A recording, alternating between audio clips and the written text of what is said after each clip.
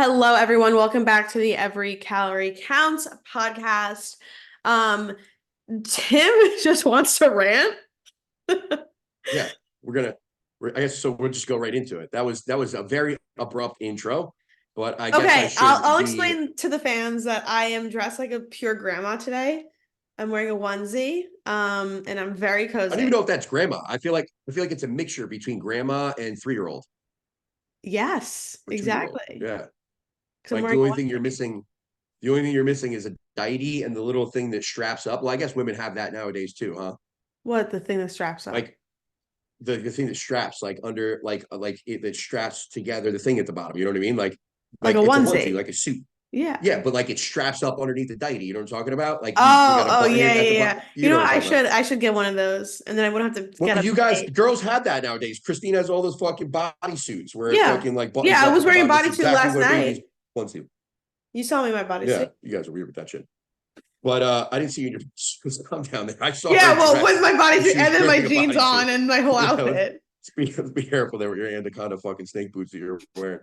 Um, So yeah, I think I honestly I just wanted to go into it's that time of year right now where everybody wants to get ready for summertime, and we have a lot of people that are dieting for both competitions, right? Because it's the competition season coming up. So this is both bodybuilder and lifestyle related, right? Hmm. We're at that point where everybody wants to start getting lean because it's starting to get nice out. We're turning the clocks up, right? Up or back. Don't fucking ask me. Yeah, the clocks are the time is changing. The time is I changing. think I think it's We're up because we we're lose. yeah, we're getting more sun. We're getting more sun and more out of the day. So, Yeah. everybody's starting to get to that place where it's like, oh, summer's coming, springtime is coming. I want to get ready. You know what I mean? And then again, competition season. So this is for both, like I said, lifestyle and competitors. And, with that, I would say fucking, I don't know, a solid 35-40% of my clientele is dieting in some way, shape, or form. Right.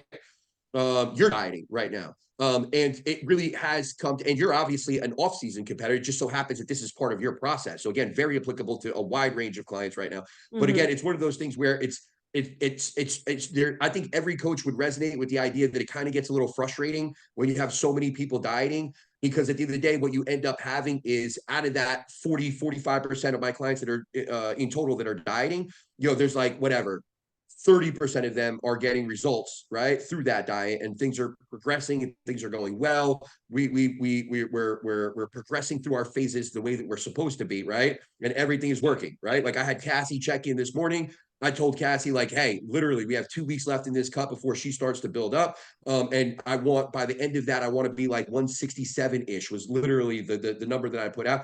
He checked in this morning with still 2 weeks left to go at 167. So I'm like, she's ahead of it. You know what I mean? We literally Hmm. put things in place today to now be able to get greedy and push down to 165 or whatever it might be over the next couple of weeks, right? So again, some people are getting a tremendous result, and we're progressing through our phases the way that we're supposed to be doing it, while other people are like, every fucking weekend it's something, oh, I had this and I went out and I had a whole bunch of tequila. And it's like, okay, well, dude, don't check in and expect that you're going to be down a couple pounds. Yeah. I had a client recently where we kind of went back and forth, and it was a scenario where it's like, hey, I don't know if I'm getting what I'm supposed to be getting out of this. And they were essentially telling me like, I think I'm going to leave. No, I basically, the conversation basically went back and forth where it was, I don't think I'm getting what I'm supposed to out of this.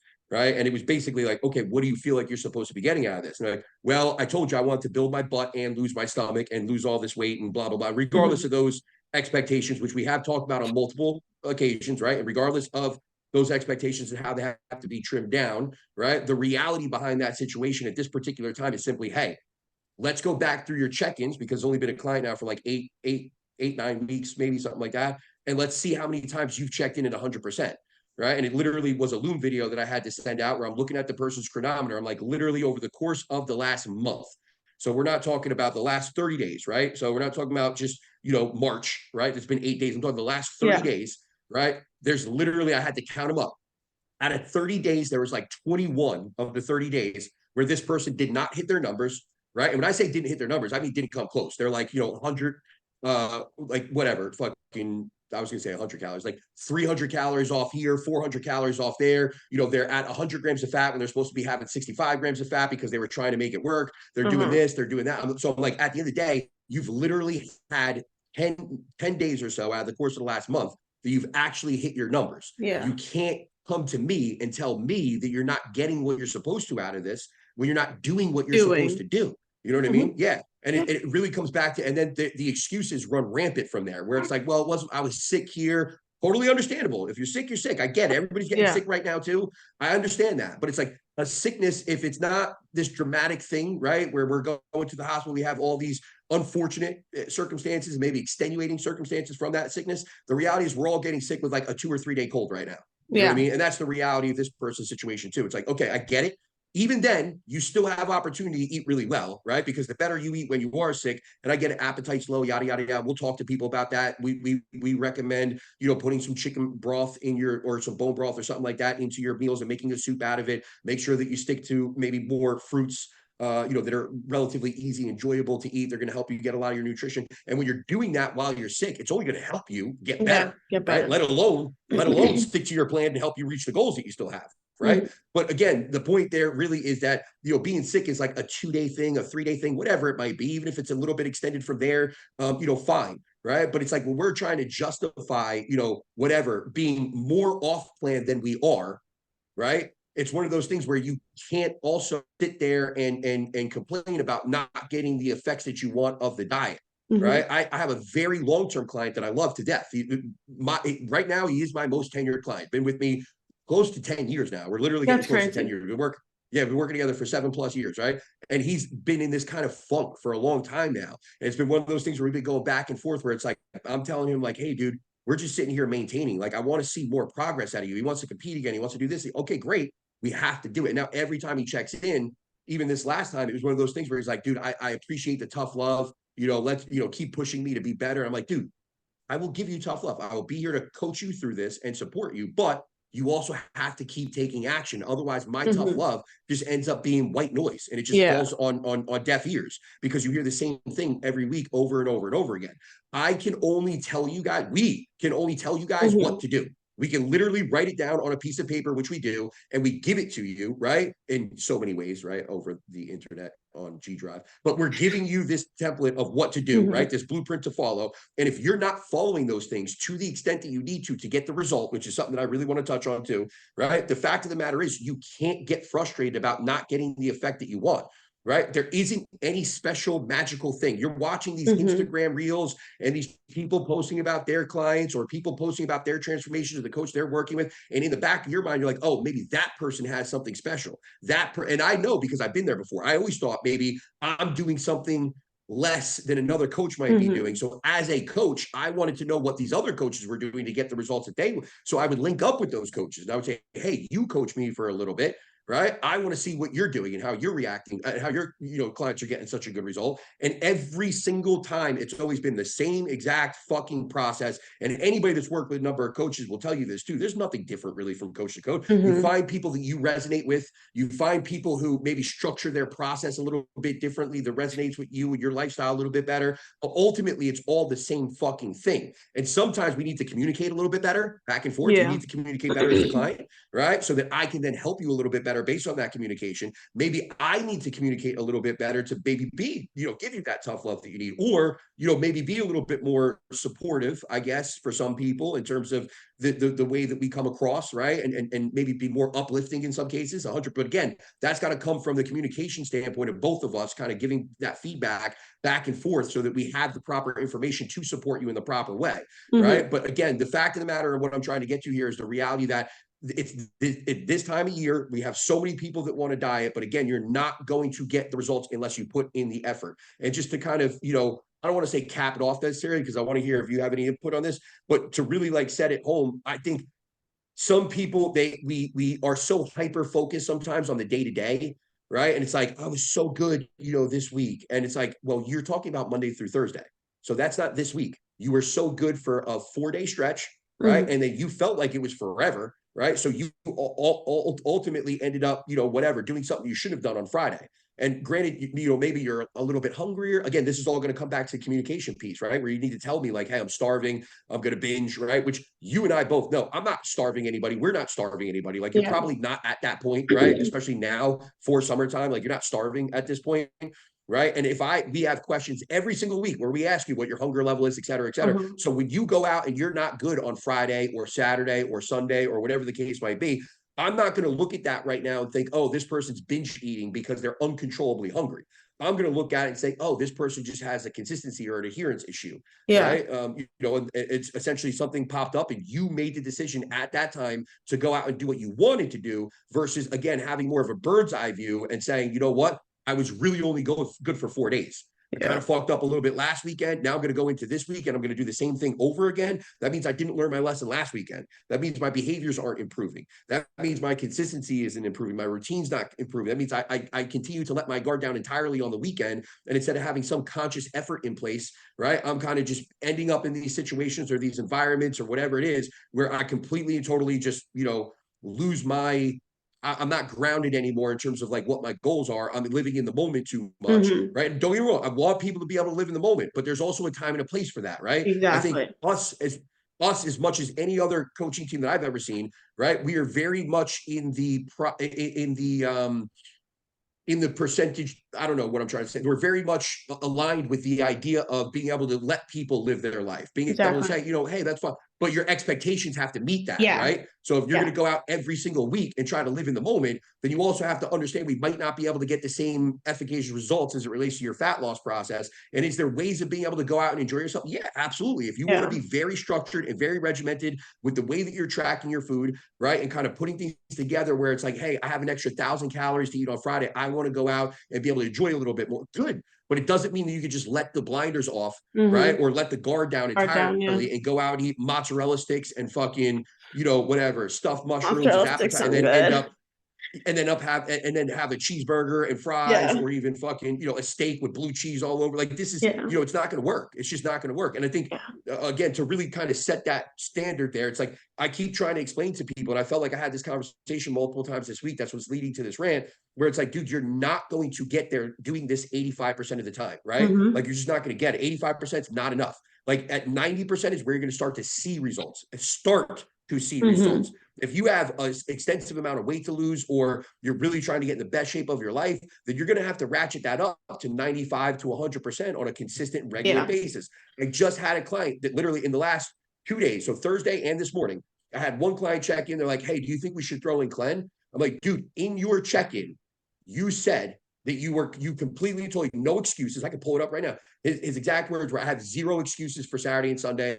I didn't track. I didn't eat well. Because again, we had this conversation with him a couple weeks ago, right? Mhm. So he knew right away that I wasn't going to play any games. He was just like, dude, I was off Saturday and Sunday. I didn't. And then I was checking in saying, you think we should add Clen? And I had to fire. I'm like, dude, what are you talking? So you want to institute a drug to make up for the things that you're not doing right now? That's the Yeah. dumbest thing I've ever heard. Like that Yeah. makes no sense. Like at Exactly. what point are we just then that's no different from going to the doctor as a super obese person. Your cholesterol's through the roof, and the doctor's like, here's 30 milligrams of statins, right? It's like, no, you don't need to stop. Get the fuck up and go on the fucking treadmill. Stop eating like a fucking pig, and your cholesterol is going to come down. You know what I Yeah. mean? Stop putting in drugs for work that you're not willing to do. Like, get the work done first, and then see where you fall. You know what I mean? I had a person check in today, and they're literally asking about trend and fucking, what drugs he could take and all this, but specifically the trend. I'm like, dude, trend. He's like, well, I'm going away in May and I want to look great in May. I'm like, I don't care. First and foremost, obviously, we'll have a discussion about the trend entirely, right? But forget about the trend for a second. It's just, again, why are we talking about instituting drugs, dude? You've had week after week after week, right? And in the same exact conversation, he's showing me that he's on a meal plan. He's showing me that he's replacing his 150 grams of white rice, right, for 200 grams of pasta. And I'm like, dude, you didn't ask that. You didn't Yeah. tell. And now he's 4 pounds up this week. I'm like, it's It of doesn't course you're convert. fucking 4 pounds up, bro. You're Yeah. overeating. Yeah, you're Yeah. eating 200 grams of pasta at 150 grams of weight. And then I'm like, dude, measure based off the fucking thing. He sends me a picture of it. He's like, it only tells you what dry weight is. I'm like, so fucking measure it dry. He's like, oh, I can't. I cook it all at one time. The bottom line is, so if in that scenario alone, I'm going to have clients that are like, oh, I cook all this at one time. And then when I tell them, like, don't cook it all at one time, measure it dry based on the weight that's there, Mhm. right? And then, split up your meals accordingly, right? And get the job done. They wouldn't blink twice. They would just say, okay, cool, I got that. Or they wouldn't even ask. And they Yeah. wouldn't fuck up to begin with because Yeah. they're using the not just good logic and reasoning, but they're also determined to get the result that they want. So Yeah. they're not just going to do something haphazardly and hope that it works out. They're going to take a very specific, approach to it to get the results they want. So again, the effort is there in one case, the effort's not necessarily there in the other case. And I understand in both cases, people are trying. I get it. But there's a difference between trying and trying hard enough to get the applicable result. And when you're 85% to the plan, I'm sorry, I know you're trying. I do. I get it. You're better than you were. And again, that's something that requires praise. That's something that requires uplift. That's something that requires respect. But at the end of the day, if you're still firing back and saying, hey, I'm not where I want to be at, I want to be better than this. Okay, well, then your effort has to be better. You have to try a little bit harder than where you're at. And we have to take it up to the level to meet those expectations. Exactly.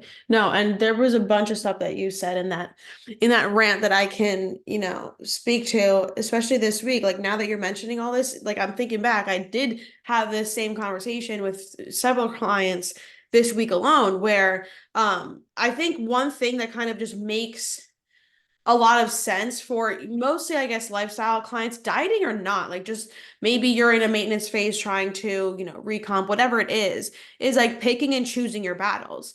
If you know that you're going on vacation in a few weeks, don't expect to have a few free meals for the next few weeks leading up to it if you do still want results, if that is what you want. So your expectations and I guess what you're striving for needs to also match what you're actually doing, which is what you're saying. But what you're actually doing should also be like considered. Like it shouldn't be a thing like I'm just going to do whatever I want. Like you need to pick and choose your battles. Again, like I have a client who is going away for spring break, and then we've literally only been working together for like 2 weeks now, maybe three. And there's already talks about I don't know why I'm not seeing results, da da da. And I'm like, well, first of all, it's only been 2 weeks and we've had free meals. Like you've had moments where you've gone out, where you've drank, da da da da. You haven't been 100% in the past 2 weeks. Even if you were, we probably wouldn't see much because it's been 2 fucking weeks. And then we had the whole conversation of her going,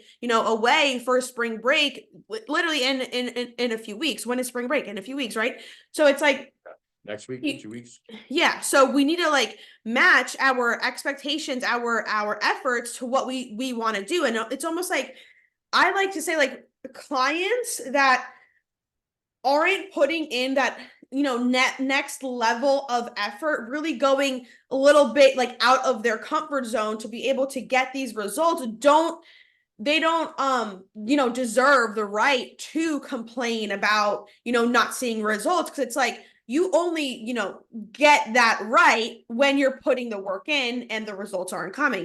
Then we can have a conversation about like maybe like we need to improve on this or that, maybe we have to change things up, whatever it is. But yeah, this conversation has definitely come up a lot with a different client. Again, I think I have a few clients dieting, but I do have another client who has, again, been wanting to work on weight loss and stuff. But again, she is one that hasn't hit anything for any single week. We've been working together for months now, like close to 8 months. Steps can't be met. Food isn't always eaten. We're not even training. It's not even on our plan because it's not, part of her schedule right now. It's not feasible, but like, there are things, foundational things, fundamental things that need to be met that just aren't being met. And this woman is talking about dieting and dieting and dieting. I'm like, you don't understand. Dieting is 10 times more than what we're doing right now. If I only have 50% of the stuff on your plan right now that we would be doing during a dieting phase, what makes you think that a dieting phase is even in the realm of possibilities for you? We can't get to the gym. We can't even get our steps in. We can't, eat our very minimal food, so I can't even pull from your food yet. So it's all these, variables where it came to like a head where I was like, what are you trying to like do? I don't understand, because what I'm trying to like, we are on a different level here. And this is why I always have a really in-depth conversation of expectations and how I picture someone's first few weeks, first few months going, because we have this conversation. And like, again, maybe I need to be better at, discussing things and presenting things with clients. Sure. But at the same time, we have a conversation and the conversation on the same page. 3 weeks later, it's the same conversation all over again. Hey, do you remember we had this conversation 3 weeks ago? Like dieting is not, in your books right now, like whatever. So it could be a whole realm of things, of expectations, picking and choosing your battles, maybe me setting up someone's expectations better. But yeah. That was my little. creating a plan. Also, I think we should just highlight the area where it's like, because I think somebody listening to this, especially a good coach listening to this or a good trainer or something like that, is going to listen to this and say, well, you guys should probably be making plans that is easier for people to follow. And the one thing that I would say to that is, I don't think we can make our plans easier for Yeah. people to follow. And you brought up a scenario where it's like, hey, we're not talking about making somebody live like a bodybuilder, where it's like you got to go to the gym 5 or 6 days a week. You got to do 12,000 steps a day. You got to, eat these rigorous, diets of just white rice and chicken breast. We're talking about we're giving people good quality foods to choose from, but a list of like fucking 50 different foods, right, to choose from. We're telling them to track their macros. And in most cases, if somebody wants to enjoy this or that, I'm going to say, fine. It's not going to hurt you if you want to have a little bit of food that's not on this menu that we have set for you. So if you want to have, had somebody reach out to me, they found the Bonza pasta, they found a mac and cheese from that Bonza pasta. I'm like, listen, typically this is not, the best option. It's processed to hell. It's, they make it, dress it up to make it look pretty because it's got some fiber and they use chickpea instead. But I'm like, at the end of the day, it's still just fucking empty calories. It's not gonna be very advantageous for your overall health or your outcomes, like as far as satiety, blah, blah, blah. But you want to have that on a Friday night that's going to make you feel a little bit fucking like, give you that variety, give you that flex, by all means, have that. You want to serve it, you want a couple servings, by all means, do it. You know what I mean? As long as you make it fit within your macros, go for it. You know what I mean? In that select time frame, right? So I'm not making people do anything so dramatic. When it comes to somebody that doesn't have time to make it to the gym, I'm also not going to tell them to do 12,000 steps. I might have them do 7,000 steps a day. If I put somebody at 10,000 steps a day, they're like, this is really hard. I'm like, okay, let's lower that down to 7,000 steps. You know what I mean? Exactly. If it's like, hey, I'm starving, okay, let's bring up your food a little bit. We're not creating plans that are so difficult for people. If anything, I feel like our plans might be a little bit easier for a lifestyle client to be able to, approach on a day-to-day basis, stick to on a day-to-day basis, have the flexibility with on a day-to-day basis with all the other outcomes of life. You know what I mean? But at the same time, it's one of those things where it's like, there's only so far a plan can be created to make it easier for somebody, because we're not talking about easier at a certain point. We're talking about following a plan, period, at a certain point, right? When you're and there's been times where I know I've been very good at learning how to meet people where they're at, because I understand that my lifestyle, how I do things, how my process has been the past 5 years is nowhere near what most lifestyle people can get to, right? So it's like, I understand that and I'm able to meet someone where they're at, but it becomes a problem where I'm meeting someone where they're at and then they're taking 2 more steps back. Well, I can't do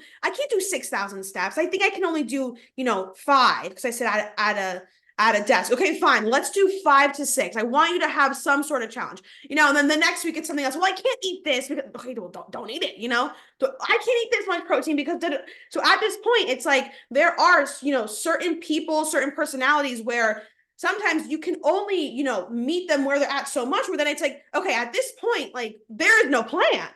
We don't have a plan here. See, I would say, let's use that in another way too, where it's like, because that's a good point. And it's like, okay, well, where I was going with that was, now if we say, okay, let's do 7,000 steps, right? And it's like, well, I can't do 7, I can only do 5,000. It's like, well, I can't eat this. I can only eat this, this, and this. And it's like, I can't get this amount of okay, cool. Let's adjust the plan to fit everything that you can do, right? But now, if you start complaining about the fact that you can't get results, it's like, well, remember, we're meeting you where you're at. If you want to come this is up what to you're where telling me. results, yeah, exactly. Now we have to step up all of this to be here. You know what I mean? Yeah. And again, for all intents and purposes, we're talking about a plan that we've designed to be able to meet you where you're at and push you a little bit to be able to get those results. Because you need to be challenged to find to make any type of result in any way of life.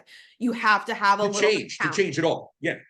Yeah, to change anything at all in any way, shape, or form, you have to there has to be that level of change or uncomfortability, or like doing something that you haven't done before. Yeah. So if you're coming to us and you're saying, hey, I can only do all the things I've ever done before, right? Then the reality is you're only going to get the result that you've ever gotten before. And then again, on the flip side of that, if you're doing what you've done that led you your entire life to come to us and say, hey, I need help, And then let's say that's fucking you're at whatever 10% of a plan, 20% of a plan, 30%. Like you're trying your best, but you're living not the healthiest lifestyle, right? You're not sleeping well, you're not eating well, blah, blah, blah. And then you're like, okay, I'll get on this plan. And again, you have like a Monday through Thursday approach, right? And then the weekends are kind of scattered. It's like, okay, cool. But now you're only at whatever, 60%, 70%, 75% of what that plan is. Again, it's still just going to come back to the reality of your expectations might have to change from losing that 30, 40, 50 plan, from getting that six pack, from getting your all-time best to what is that 60, 70% of this plan I can follow. That's going to be, hey, we're going to be a healthier individual, right? Mhm. No, nobody's going to argue with the idea that if you're eating well Monday through Thursday and you have a couple meals off, some drinks during the weekend, whatever,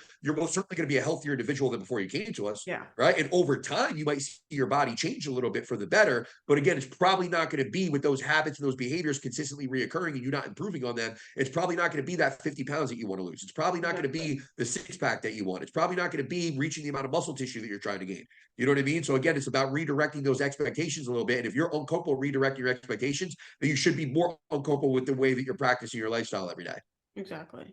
Exactly. Boom. All right, word up. That was a good one. I feel like I got a lot. That was cathartic. I got a lot off my chest on that one. Got a lot of, yeah, weight lifted off your shoulders. Yeah, a little bit, a little bit. I'm going to So send what this else did podcast you to a want to lot of go clients. into? What? Well, Emily's situation with the Yeah. awesome picture that you sent me yesterday. Oh yeah. So I'm in the midst of making a post for it. Writing up some notes, but Emily came to me actually yeah, I'll start from the beginning. Emily came to me eating, a shit ton of food on a meal plan. She's one of those that can eat. She can eat. She's a tiny little thing. I think she's like 5'3", like she's very, very small, but she came to me eating a lot, had some gut issues. We did bring down her food, and pulled labs. I think she was training like 5 days a week.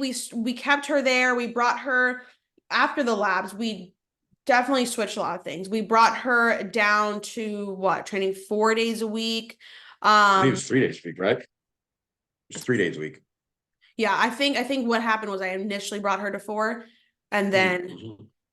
and then brought down to 3. Brought down to Gotcha. 3 days a But week because what talk about those original labs though? What happened yeah. to those Yeah, original labs so that prompted you to bring her down? yeah, so she has an IUD, hormonal IUD in, which is something that we considered obviously as looking at her labs, but we saw some, adrenal issues going on. Her lipids were super skewed. What else was going on? Of course, her hormones were crashed. All her sex hormones were crashed. Again, we can probably chalk that up to the birth control, the IUD, but it clearly also pointed to some gut issues, which she did have some symptoms of, and we did clean up. But as we evolved throughout our process from there, because of the adrenal issues that we saw, we did bring her down to training 3 times a week, for like what it was like 8, 10, maybe even 12 weeks. So that was super tough for her because she loves the gym, right? She came to me as one of those people who needs the gym as therapy, quote unquote, right? So we did a lot of, I don't want to call it inner work because I'm definitely not a therapist or some kind of psychic or whatever these people are. But I did force her to turn inwards as to like, expanding her life outside of the gym, because for the past few years, she has really held so tightly onto the idea of being a competitor, being that fit girl. So her and I actually got into crocheting together, but like, the little things where I was like, you know what, like, I implemented during that time 1 full day off from like tracking food. She at first again was so hesitant with, I'm just gonna eat the same thing that I eat. Like, no, I want you to like go on a date with your boyfriend, like loosen up, loosen up. So she's been doing so well with that. Like, she has done a complete 180 at this point when it comes to like how she views the gym, how she views food, how she views tracking. We're still taking an entire day off from tracking to this day, and she's doing so much better with it. Her relationship with food is much better. But anyways, it was like 10 weeks less training, really focusing on like loosening up her lifestyle and bringing down that stress. Labs came back better, but not where we want them to be at. Still had some stuff going on there. Right How many after, months in between labs was it? How many months in between labs? I think it was like 10 weeks. So how many months is that? No, it wasn't 10 weeks. It was longer than that. It was longer? Yeah, definitely. If you go in and you look at when the labs were done, I think it was a few months between labs. Let me check. Let me check. Actually, go ahead. Keep going with your thing. I'll check. Okay. I think I'm in there, right? So after those last labs, also she already had the appointment scheduled to get her IUD taken out, which is something she's wanted to do anyways, because we knew that the IUD was something like another added stressor. We're not going to blame all of her, I guess, issue. I don't want to call them issues, but like issues on her lab work on the IUD, because it's never going to be that. It's never just going to be that. You know, there was again the relationship with the gym going on, the relationship with food going on. So like as we're cleaning things up, like we had a conversation of like, hey, like the IUD isn't helping you. It's not helping you, right? And like you've had it for X amount of time. I think like 2 years coming up on. So like I opened 4 months, her. by the way. What? Four It was months? 4 months. So you were right. 4 months? You were right. It was like 12, yeah, 10, 12 weeks. Okay. So whatever, got the IUD taken out. And during that time, during the, 10 weeks in between the labs, she was experiencing a lot of skin, flare-ups, which Irritations, yeah. again, yeah, skin issues around the chin line, the cheek line. So that is usually the gut. It's going to be hormones, right? So we knew that that was something, again, it's going to be a side effect of what is going on internally. Yeah, Whatever. we also saw the heightened adrenal things going on too, which Yeah. obviously in females specifically, that's going to be a larger androgen burden in and of itself. Yeah. Yeah. So that wasn't something that was like surprising me. But again, it is something that if anyone has ever struggled with skin issues, it knocks your confidence. That's your face, right? That is what people are looking at. Like that is something that, no one wants to experience. I don't wish anyone to experience that at all. So that was always something that, I kept asking her about, how's your skin doing? Da da da. She takes good care of her skin, like topically, whatever. Got the IUD taken out after those second labs. And from there, because of how those labs came back again, better, but not where we want her at, we had the conversation of, hey, like, I didn't pull away your training because, again, that is something that I know that you hold on to. But, it's time. So, But I think it's also important to preface that right before we got those labs done, right, her thing was, hey, I'm ready to go back to the gym now. Like, I want to go back full yes. force. I want to go back to a training plan. I want to go back to 4 or 5 days a week, whatever it is. You know what I Yeah. mean? So that was kind of what prompted the second set of labs. And now we have to go back to a client where it's like, hey, everything is improved since we've lowered all that stress, but it's not improved enough for us to feel confident with you saying, okay, I'm going to go right back to this stressful state that led to these Exactly. labs to begin with. We got to change more. And that's what led to the conversations about the birth control and what led to conversations about other things that are popping up that are clearly side effects of the current lifestyle and situations that we find ourselves in. Yeah. Yeah. So it was, I want to say 2 weeks, 2.5-ish weeks of absolutely not touching a single weight. Just getting steps in, still no cardio. She like never has done cardio with me. Um, here and there, maybe like 15 minutes, but like not like nothing crazy. But 2.5, almost 3 weeks of absolutely no training. Again, really forced her to look inwards and like open up her, I guess, identity of like who she is further. And that was a really pivotal, time for her, I feel. I mean, of course, like she's still one that loves the gym. But she's learned to not hold on so tightly to it. Whatever. 2.5 weeks, no training, added training back in two times a week, absolutely like nowhere near failure, getting the body moving. And it's been, when was her last labs? December. December. January 1st. It was literally the end of December. Okay, so it's been January 2 1st. months now. She sent me a picture of her skin. And it is night and day. She's been again doing such a good job of de-stressing herself and like centering herself more, grounding herself, really working on what's going on in between, her ears. And every week she tells me that like she's feeling a lot better, like she's doing better. And it makes my heart so happy to see someone rediscovering themselves. And she's even, again, I will never, push someone, like if someone comes to me as a competitor wanting to be a competitor, especially someone like Emily who like has a good structure, and like has all the ability in the world to do well. Now she's like, I honestly, like, I don't resonate with competing anymore. And like, to me, like, you would think, like, as a coach, that makes me sad, but like it makes me incredibly happy, because like it is so hard for some people, especially at the age that me and Emily are at, to let go of this, idea of competing, because it's like this cool thing to do now and whatever. And she's like, I don't know, like, if I will, go back to the stage. I'm never gonna say never, but like it's not, something that is drawing me anymore. And like that, again, you would think it makes me sad, but like that made me incredibly happy, because based on what we've seen, she may be one of those people that like her stress resiliency isn't up there. So who knows if we went through a prep in the future and she could never recover again. I mean, I don't know, you don't know, like we don't know, but like that, it just really goes to show how positively her mindset has improved.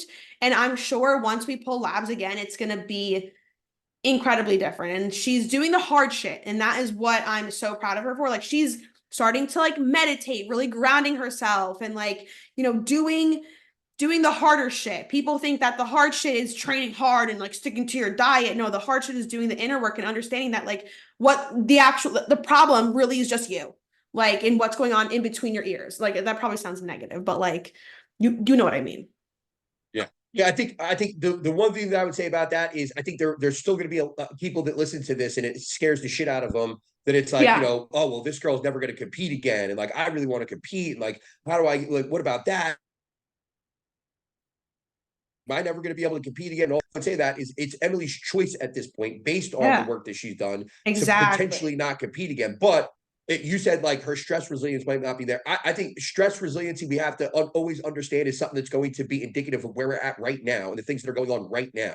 And right now, she might not have the stress resiliency to compete, right? Which is obviously what we're seeing there. But who knows? In a year, 2 years, 3 years, maybe everything aligns a little bit better in her Yeah, life, for and sure. she is, because you force her to do the hard work now, all that hard work pays off, and she is, more than resilient enough to compete. And then also has the ability to be able to understand how to recover from competing. Yeah. So now she's much more set up, or much better set up to be able to compete at any point that she wants to compete in her life going forward. And then again, be able to recover from that and not have any issues with on the back end of a prep, on an aggressive prep. Because again, I think sometimes we always miss the thought process of, like, we talk meditating, we talk, as far as stress management is concerned, like meditating, breath work, blah blah blah blah. But the reality is that sometimes just in life, it might not be the right time because of a multitude of things that are going on. Whether you're a young adult that, in her case, getting ready to move out for the first time and move in with her significant other, and all these different things. Work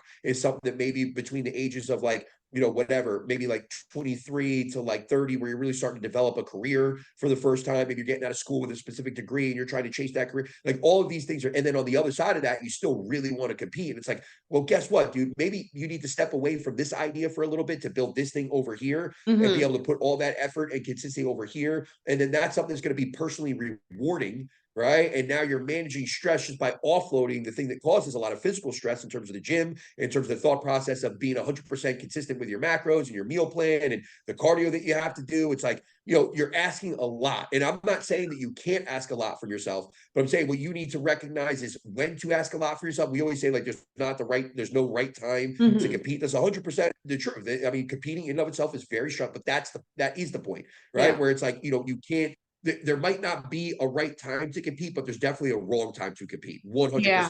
100%, undeniably. Yeah. And then, yeah, exactly. Like, it's, again, picking and choosing when, like, truly just doing a like audit of like your actual life, and you will know when it's the wrong time.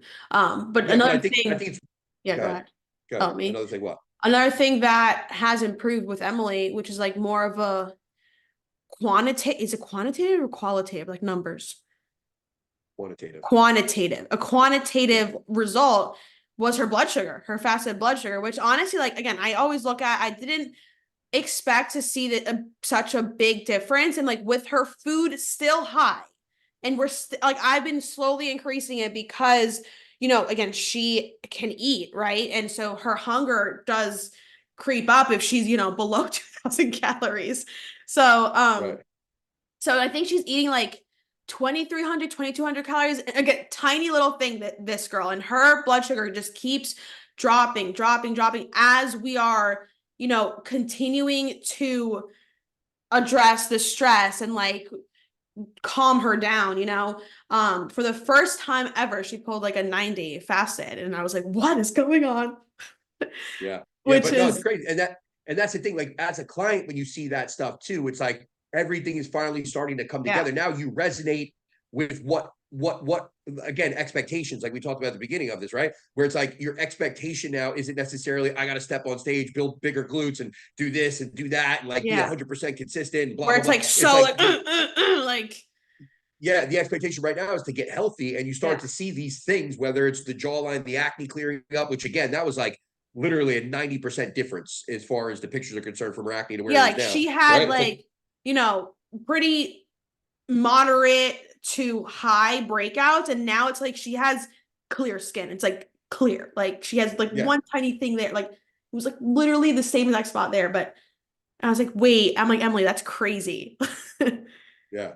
And it's one of those where it's like, you are starting to feel really good about yourself, Uh-huh. right? And you're driving a very positive, like, a positive experience, as far as the coaching is concerned. And that positivity is like something that's like, positivity compounds on itself, right? Like that's whether it relates to positive habits that we're doing, the positive affirmations, that like the way that we're speaking about Mhm. ourselves, the way that we're speaking to other people, and then again, ultimately the results that you're getting from that, in terms of the way that your body's reacting, in terms of the blood glucose, in terms of like, whatever on a day-to-day basis. Like again, all that is now compounding on itself, right? And it allows you to be in this really positive mindset where you start to look back and you're like, shit, well, when I really wanted to compete, but now I'm looking back and it's like, I didn't feel as positive as I feel now. It's almost like I'm afraid to lose this more Yeah. so than I am afraid to lose that. Which You know is what I a mean? huge win to finally kind of realize 100%. that. Like, again, I Yeah. love competing. It's my passion right now, but I know that like this isn't forever, and it's not overall in the grand scheme of things, it's not good for me, Yeah. but yeah, overall I'm just like so proud of Emily. Like every week I tell her, because again, it's one of those things where you're not going to see a lot of changes, day to day, week to week, but like with like few weeks at a time, like you really see these positive, health things, mental health stuff, really moving in the right direction. And now we're just we're cruising. We're focusing on getting her period back, which again, she did get the IUD out, which has like a longer half life to clear those hormones and stuff. So, it's been 2 months, coming up on 3. So we're just gonna, wait for that cycle, get a few cycles, get labs again. And yeah, we're doing the boring stuff, which is the hard shit.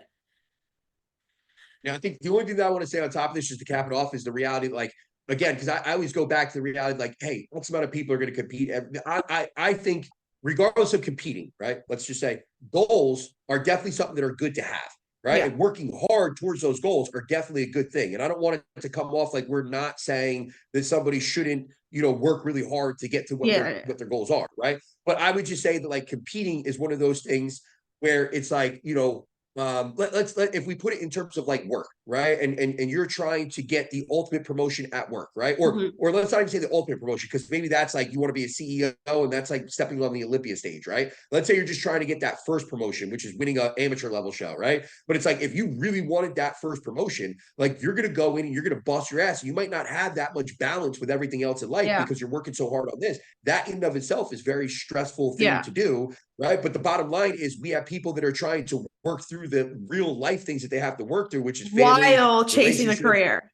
and then chasing that. Yeah. So I Yeah. would I would say it's akin to somebody, right, trying to, live a normal lifestyle, provide for their family, provide for themselves, and do all the things that they're supposed to do as a human being, an adult, and all this stuff. But then still, right, like me, trying to play amateur baseball because eventually I really want to play amateur baseball. It's like, well, where are you going with this amateur baseball thing? And it's like, Yeah. same thing with competing. It's like, well, I either really like it and I don't mind being an amateur for a long period of time. I'll just be an amateur for the next foreseeable future because I love doing this. It's like, okay, cool. So you're gonna put all that effort into baseball and just play amateur baseball for, yeah, 100%. Maybe one day, this is akin to the person that wants to be an Olympian or a professional, right? It's like maybe one day I get into, I get picked up by I'm an affiliated ball and I get picked up by a major league baseball team and I play in their minor league system and then maybe I make it to the majors. And it's like, okay, cool. But you're talking about something that people literally spend all day doing from start to finish. Their entire life is built around this. And you're trying to live an entire life and also do this at the same time. You realize how unrealistic that might be, right? And it's like, I'm not saying you can't do it because there are people that do. I've seen guys hit the big leagues at 35 years old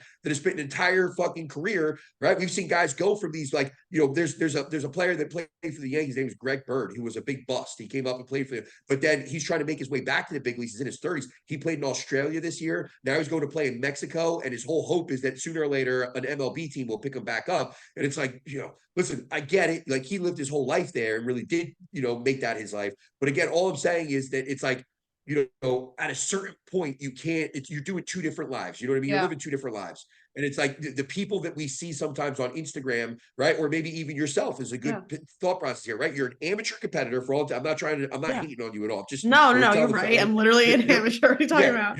You're an amateur competitor, right? To the fullest extent. And it's like you have goals and aspirations of being at a certain level, but your lifestyle has also been tailored around that in terms of like your job, your income. Like you took a step back in life, right? In terms of having your own place, having your own career that you worked so hard for through school and all that, and you kind of diverted all that to be here, which again, still a passion for you. You want to develop that, but completely, totally outside of that. The reality is, what I'm saying is, it's going to be a lot easier for you to be able to compete at a higher level for years and years to come because of the way that you've structured things around that. Whereas I have people that are working extremely stressful jobs where their hair is falling out and like, when can I compete? What the fuck are you doing? No, you're right. I mean, that is a good point. I do forget that, like, me living this lifestyle, being a competitor, is nowhere near as, stressful as most people, like, so I'm not exposed to as much of that, day-to-day stress because my whole, and like you said, my whole day is revolved around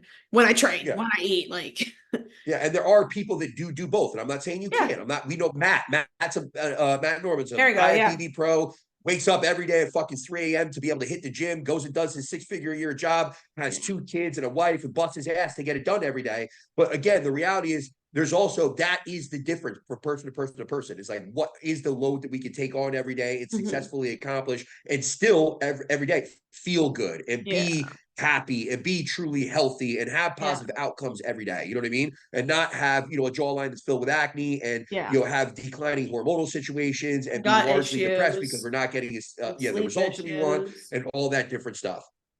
So I think she was a very good example, and I'm proud of both of you guys.